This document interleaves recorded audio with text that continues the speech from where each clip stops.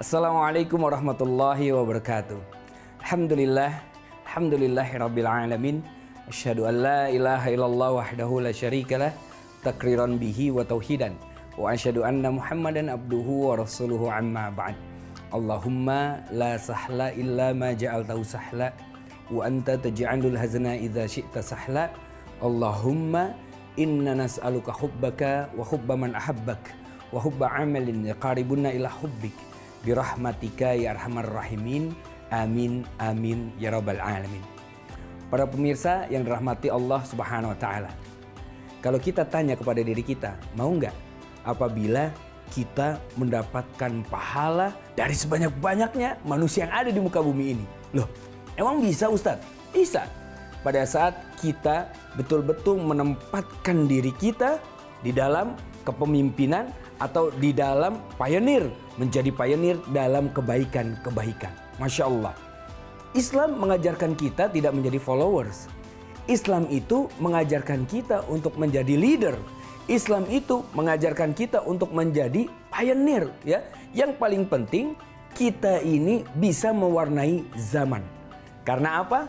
Karena Al-Quran dihadirkan oleh Allah, ya, bukan untuk mengikuti zaman, tidak. Kalau ada orang-orang yang mengatakan, Al-Quran ini sudah tidak relevan, Al-Quran ini sudah tidak sesuai dengan zaman ini, sudah nggak pas dengan keadaan zaman sekarang. Ini adalah pernyataan yang keliru. Karena Al-Quran itu bukan dituntut untuk mengikuti perkembangan zaman, tidak. Al-Quran itu adalah kitab petunjuk yang Allah berikan untuk mewarnai zaman. Kata Allah di dalam firman-Nya, sibghatallah wa man ahsanu minallahi sibghah. Pewarna, sibghah itu ada yang mengartikan bahwa sibghah itu adalah agama Allah, ya. Tetapi makna hakikatnya, ya, harfiahnya sibghah itu adalah pewarna. Pewarna yang terbaik yaitu pewarna yang didatangkan dari Allah Subhanahu wa taala, yaitu apa? Al-Quran. Al-Quran ini mewarnai zaman. Nah, seorang mukmin, seorang yang beriman itu dituntut untuk bisa mewarnai zamannya. Zaman akan terus berkembang. Namun perubahan zaman bagi seorang mukmin itu tidak akan menggoyahkan dirinya. Dia tetap tegak di atas syariat, dia tetap menginspirasi banyak orang, dia tetap menginspirasi umat itu dalam apa? Fastabiqul khairat. Berlomba-lomba untuk berbuat kebaikan, berlomba-lomba untuk mendapatkan posisi yang tertinggi di hadapan Allah Subhanahu wa taala. Kalau kita lihat buku yang ditulis oleh seorang penulis barat, ya, penulis asing. Beliau mengurutkan siapa orang yang paling berpengaruh, ya, 100 orang paling berpengaruh di muka bumi.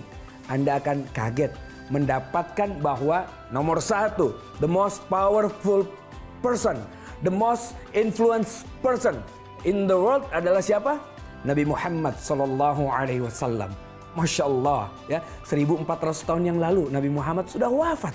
Tetapi apa? Lihat, sampai sekarang orang yang masuk Islam berbondong-bondong.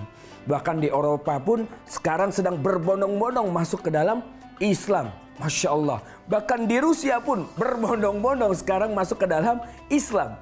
Padahal nabinya sudah wafat dari 1400 tahun yang lalu. Namun lihat, pada saat kita menjadi pioneer kebaikan dan para sahabat yang mengikutinya, bahkan kemudian para sahabat yang menyebarkan agama ini ke seluruh penjuru dunia, sampai sekarang pun masih mendulang pahala, masih mendapatkan kebaikan-kebaikan padahal orangnya sudah wafat. Jadilah pelopor kebaikan dimanapun kita berada. Walaupun kata Rasulullah dalam satu hadis, apabila kalian mendapati atau mengetahui bahwa besok itu akan kiamat, sementara saat ini kalian mempunyai 1 biji kurma, maka tanamlah. Karena itu bisa menjadi kebaikan walaupun apa? Besok sudah kiamat. Sekarang insya Allah masih jauh dari kiamat walaupun tidak jauh-jauh sekali. Tapi mulai sekarang jadilah pelopor kebaikan yang menginspirasi dunia ini. Assalamualaikum warahmatullahi wabarakatuh.